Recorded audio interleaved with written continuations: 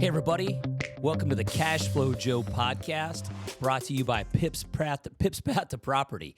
I'm Pip Stellick, and here at Cash Flow Joe, what we try to do is we try to help beginning investors buy their first property and show experienced investors how to do more deals with less of their own money and in a safer way. It's called leverage. Our company trains and mentors thousands of students all over the world, and we help them become better investors, plain and simple. So for more information, go to our website, pipspath.com. We have tons of free content there, all kinds of stuff you can start consuming today. Really excited because I get to interview one of my former students. And what's really cool is when the students surpass the teacher, I think the teacher feels like, hey, that was a successful student. That is awesome. So Keston, Glasgow, how you doing today, my friend? Hey, Pip, man, thanks for having me. I'm doing incredible. Thanks for being on the show. I'm more honored to have you on here than you are probably to be on. I guarantee it. So it's great to have you. I should ask, even though she's not here, how's Jazz doing? Jazz is doing phenomenal. She's been my backbone and everything in this entire journey. She's doing great. Well, she's my favorite of this partnership. I'm just telling you that right up front. So mine's too. Okay, I got you. So, Keston, tell us a little bit about your background. And if you don't get into enough detail, I may dig a little deeper and probe a little harder. So tell us a little bit about where you come from, background, and how you got to where you're at today. Amazing, man. So, I mean, in 2002, I moved from Trinidad to the US. And, coming with as being here in the US as an immigrant, moved straight to Brooklyn, New York, and just really kind of started my journey in the US there. And my first job that I had was actually cleaning the church. And so I was the kid that would come in and clean the church at wee hours in the evening, getting it ready for someone to have like a birthday celebration or like a baby shower, because people would rent the halls in the church.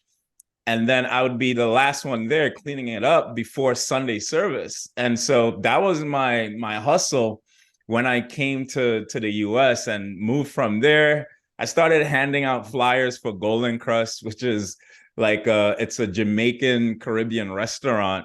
And I would go to 42nd Street after school, go hand out flyers, started doing demolition, construction. And without papers, I had to try to figure it out to try to help my family.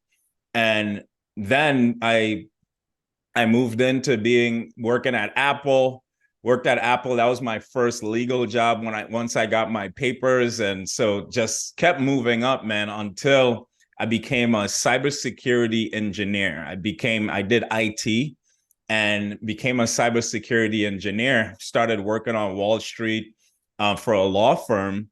And, you think you want more money. You think you're like, God, if you give me, like, if I start making $50,000, I'm not going to need anything ever again in life.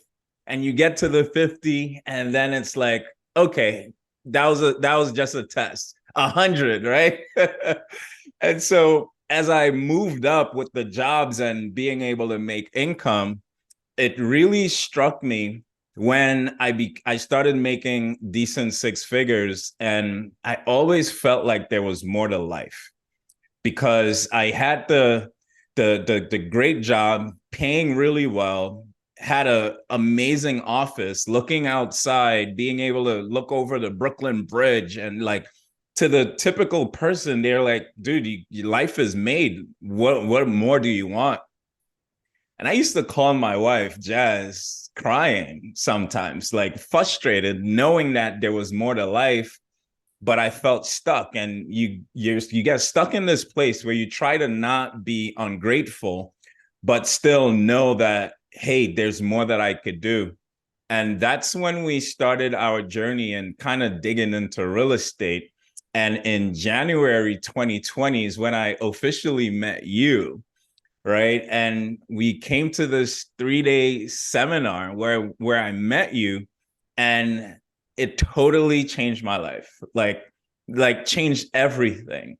And I'll tell you, one of like the thing that changed everything for me, Pip, was when you were in the ballroom and you did this example of the cup, right? Where you had this cup and you talk about the cup being half full and you say, hey, some of y'all are going to come in here because you've probably done a little bit of property and you think you know it, and you would pour water into it saying that basically you need us to empty our cups. And that was a life-changing example for me because I was super ambitious, always felt like I knew a lot and, kind of working things through, but I felt stuck. I felt stuck as to where I was. And so what that example did for me was to empty my cup and be coachable, right? Like just be super coachable. And in being coachable, and jumping out of the plane, because in the seminar, I believe we were always the last people in the seminar because I wanted to make sure that this real estate thing was real, right? Like if I did this, I know I could bring the energy, I know I could bring the commitment, but was the things that you were sharing really real? And it was. And so when we jumped in January, March 2020, the world shut down. The world shut down, man. And that was a crossroads for us where I remember having the conversation with Jazz saying, we've invested in ourselves. And it seemed like everything with the company you were with before, they kind of just went dark for a bit. And we felt like we felt a little betrayed in that way. And once we decided, well, hey, we already did a class or two, let's continue to push based on the knowledge that we had. And in us continuing on, we crossed paths again because you started doing with some other colleagues of yours, some online Zoom calls that transformed everything, because you showed up and your promise in the front of the room was that you will never let us kind of go astray, or you'd always answer our questions. And that was the life-changing thing for me, where even though everything, the world, it was full of uncertainty, you were still there. You were still answering questions. You jumped on and did what you were not obligated to do. And that gave us the momentum. That gave us everything, the support that we needed so that we could continue to thrive and strive. And so we started wholesaling. In 2020 by July. And this is not advice for anyone, but I kind of took the jump out of the plane strategy where I burnt the boats. I burnt the boats with my 9-to-5 job before doing our first deal. And, God's been good to us because we moved from New York to Atlanta and we started wholesaling. And from July 1st, which was my last day at work, to December, we were able to wholesale 1.5 times my 6-figure salary. And that really gave us the proof of concept. And you never promise anyone that, you're going to, you promise people one deal, right? You're like, you're going to do one deal within the next 6 to 12 months. And because of your support, because of the guidance, we were able to surpass that because we really showed up and implemented the things that you guys taught us. And man, fast forward, our lives changed since then. Right now, we own 52 units, and like everything's just changed, man. Those stories just make my day. I can't believe that I even get to be just a small sliver of that. But yeah, I think at the end of the day, if you're there to help people out, you're not only going to help their lives change, but that's going to change your life. And I know you're in the business of doing some education and helping some people out with some different things right now, aren't you? Yeah, Talk totally, about man. that. Talk about that, man. What do you got going on? So on my journey, the skills and the things that I learned from you guys, I realized that in helping other investors, that it wasn't, people think they need more information. And the truth is there's a lot of information. You get the information. I know that having the coach is what really made the difference for me, because when we go on YouTube University, we could get the information, but when there's a question that needs to be asked, you're not going to get the response in the comments as to what to do next, right?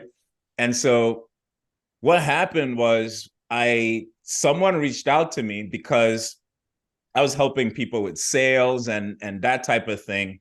And I realized that it wasn't the sales, it wasn't the techniques. There was mental blocks that people were having when it came to their motivation, when it came to their mindset. And this one guy reached out to me and said, "Hey man, I will pay you for you to help me, to help me in my business and all that." And I remember sending a screenshot to Jazz and my parents, because I'm like, I'm not a coach. Like, what do you want me to do here? And thank God I said yes, because when my parents and my wife encouraged me to do it, they're like, "Hey, you do this all the time for free. Like, this guy wants to pay you, just do it." And I helped this guy triple his business in 6 months. And he had some other family goals that he wanted to have, and I was able to guide him to achieve his family goals as well. And the fulfillment I got from that was like no other deal that I had done, no other. And so we did another one, and then another one, and so we just started our coaching company and helping entrepreneurs identify the things, the habits, the paradigms that keep them back from fulfilling their purpose and thriving in their business. And so that's what we ended up kind of niching down and doing, because of it's more of a purpose and fulfillment thing. God's been good to us on the real estate side, and it was the means to this. And so now this is what we primarily focus on.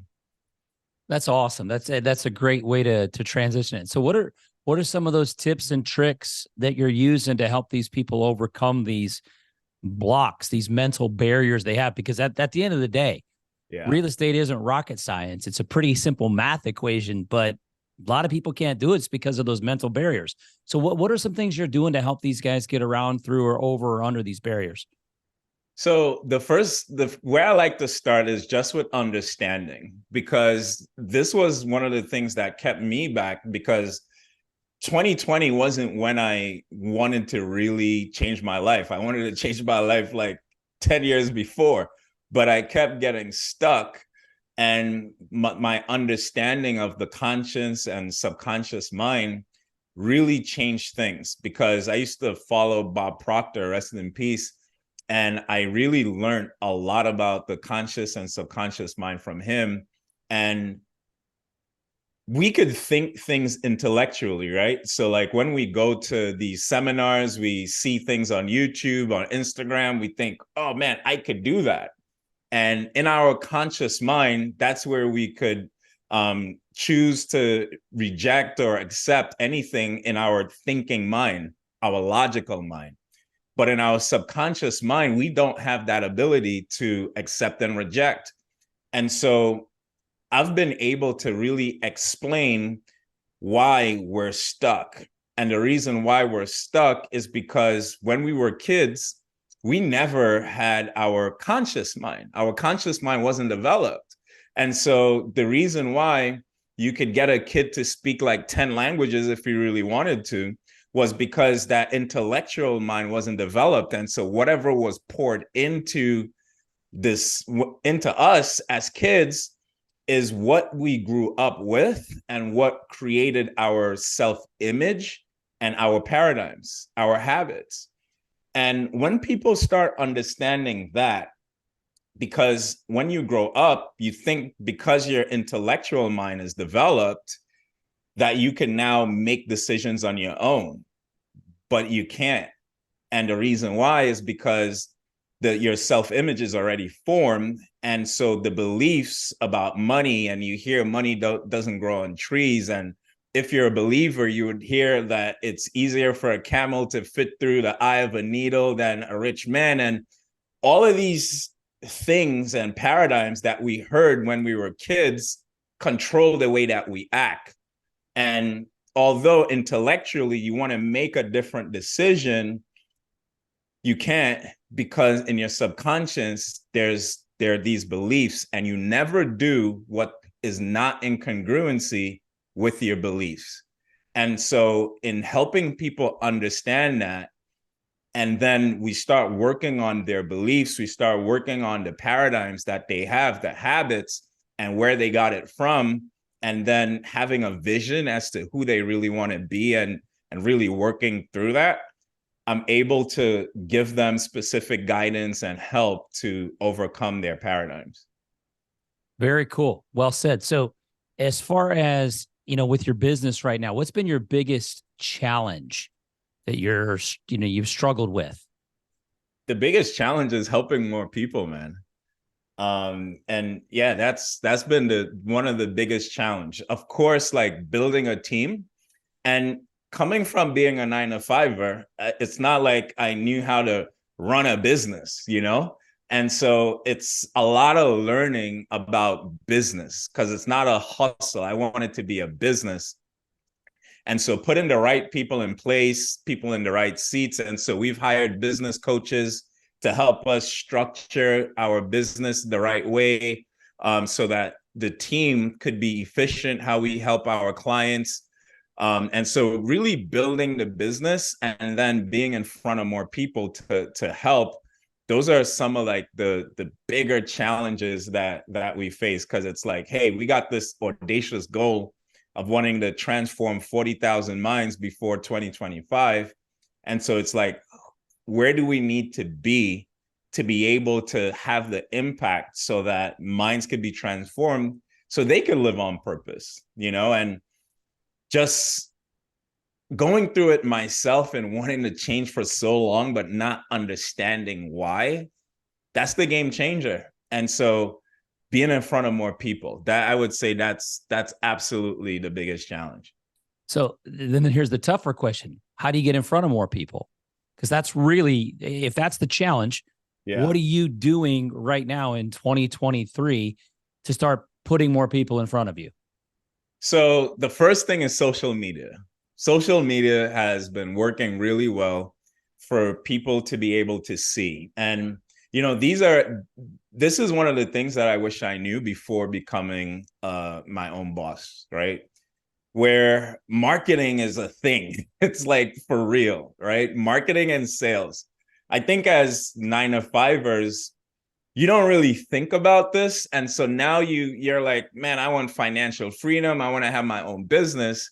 But you think about just working. And so, you talk about the Robert Kiyosaki's 4 quadrants, and we remain on the left side of the quadrant where we become solopreneurs and we do things ourselves versus becoming a business owner. And so marketing and sales was a big thing that I had to learn.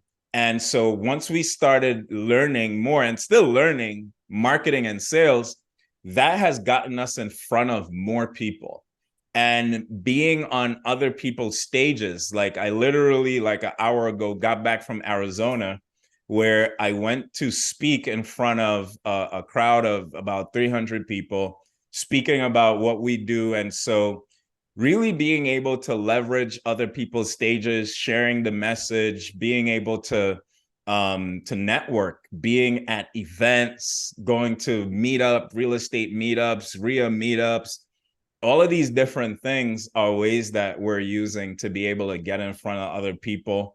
And so there's a lot of ground front work in marketing, but because it's so purposeful, it's so worth it for us, because at the end of the day, the goal is the goal, which is to help more people. So like, that's what we've been doing, man. So what's your favorite way to help people then?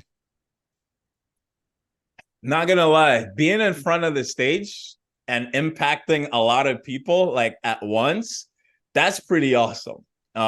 Just kind of seeing the light bulbs go off and the questions and all of that's been amazing. Doing Zoom calls, I really love that. I've been doing that for like the last 2 years. And here's something for everyone. Like, I didn't wait until I was perfect or I had a certain amount of doors to say I could give back, because I believe if I was a freshman in high school, I could help a sophomore. And no, if I was a junior, sorry, I could help a sophomore and a freshman, right? And so you're always like a step ahead of somebody that you could help. And so for me, I've been trying to give back and pour in once I learned the information. And so, but my favorite way is speaking, being on stages and really being able to pour in and help many people at once, and then through coaching where it's more in a small group and helping in that way. But yeah, those are the ways for sure. Okay, so that's interesting because my whole reason for getting into real estate was so that I could hopefully someday be on a stage talking about being successful at something. I had no idea it was going to be real estate when I got into the real estate training that I did. I would have talked about, chicken farming if that's what I could have been good at. I just Yeah. wanted a stage.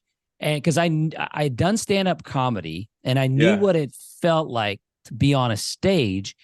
I just didn't, had never done it from a place of expertise. So tell me what it feels like to you, because I think there's a lot of people watching these or listening to this podcast going, you know what? I don't know if real estate's really my game. If it's my my why or my want to, but it is definitely a means to an end to do other stuff. And so, first of all, did you have a desire to speak on stages? And secondly, how does it feel inside? Whoa, how does it feel inside when you're speaking on a stage? So quite honestly, real estate was never our end goal. Real estate, like my wife and I, we just committed to this being the means to an end. And I call myself Kes on purpose. And it wasn't because I had my purpose all like lined out. I knew exactly what it was. It was me pursuing it, because you never find what you're not looking for. And so I had committed to live on purpose, and on the journey of real estate is where I found my purpose, and being able to help others and help real estate investors discover their purpose and identify the paradigms that's holding them back.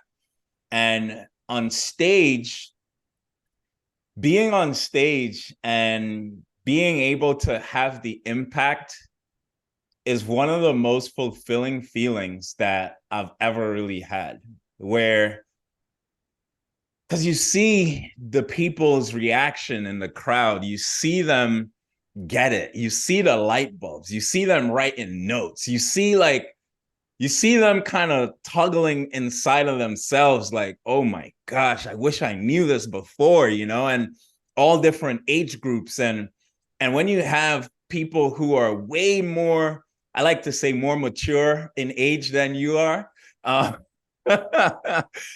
they come and they give you like the biggest bear hug, and they're like, thank you.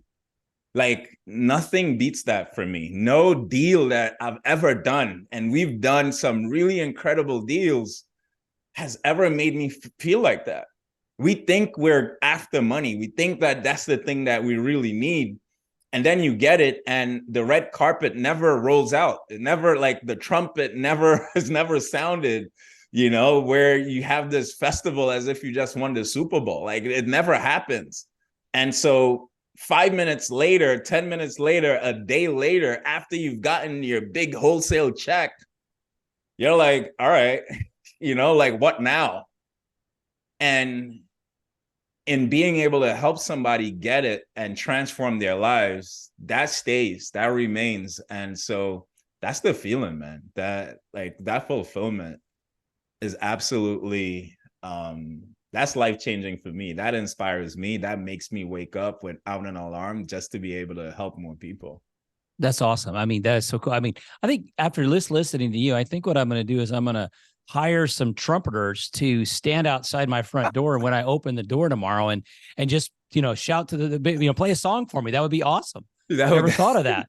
They would probably be fairly affordable. You think about what you could do with some of that money from that wholesale check. I'm telling Yeah. you. Make you feel pretty good for another 30 seconds, maybe, but that'd be about it. So talk about one of your favorite real estate deals. I mean, it doesn't have to be the most, high profit one, but let's talk about one of your favorite real estate deals that you did.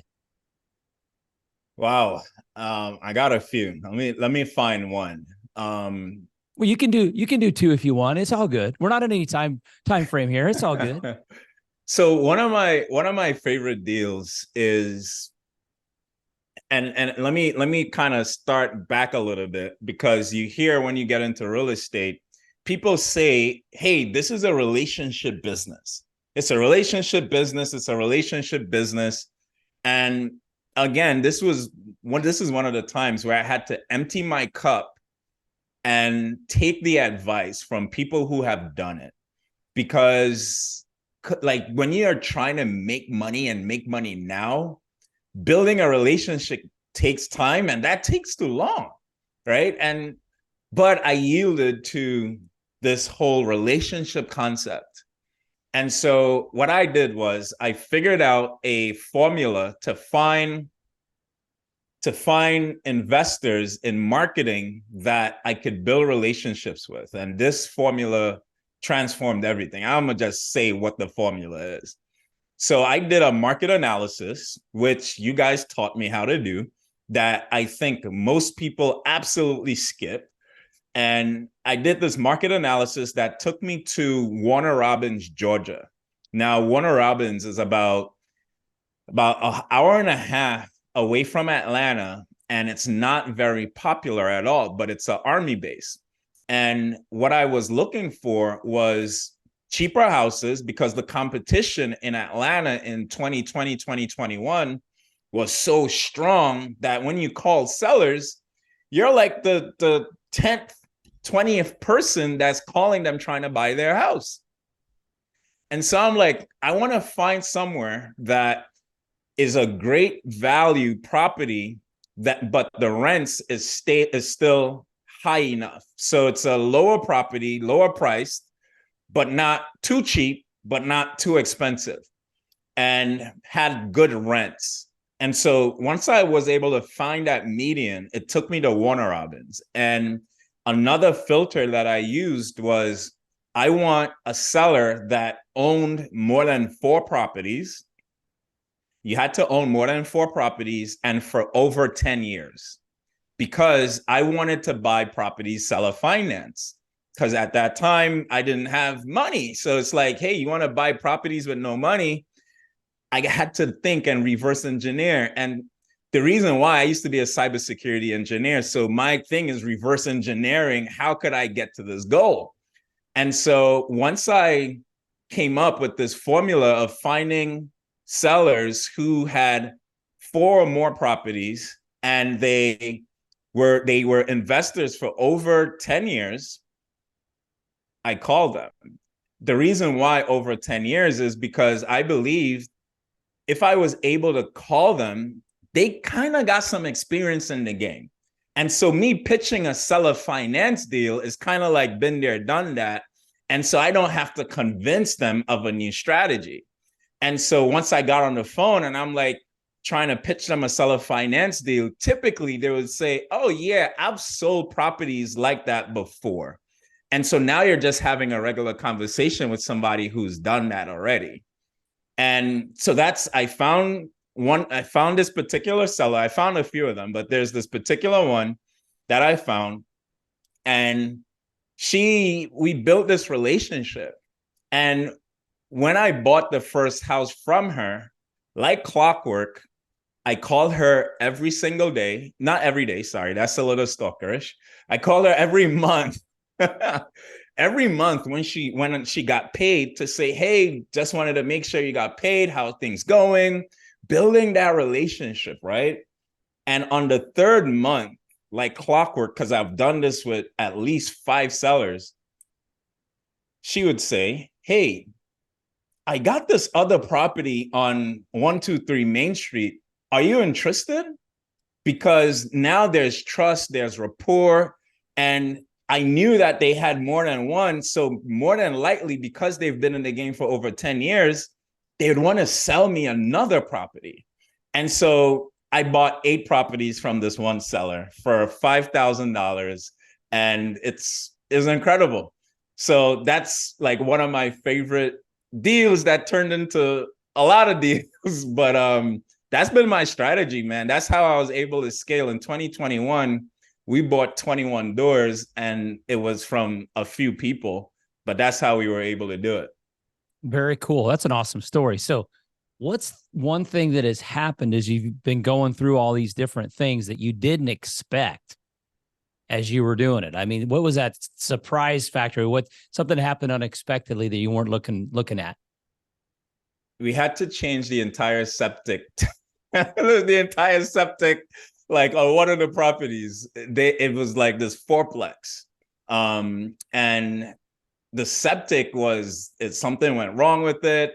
And I had to literally change like the entire septic system, run it on the other side of the house. And it was, I wouldn't call it a nightmare, because when these challenges come, my wife and I have this thing where we say, God, thank you for the opportunity to grow, right? Like, it's like, thanks for the opportunity to grow, because it's like, man, all right, this is for a reason, right? And we gain skills, we gain understanding, and we were newer investors. So it taught us a whole bunch. And that was, man, so many things happened where we even had a tenant, and he's of Indian descent. And he called us. He's like, hey, the drains is being clogged.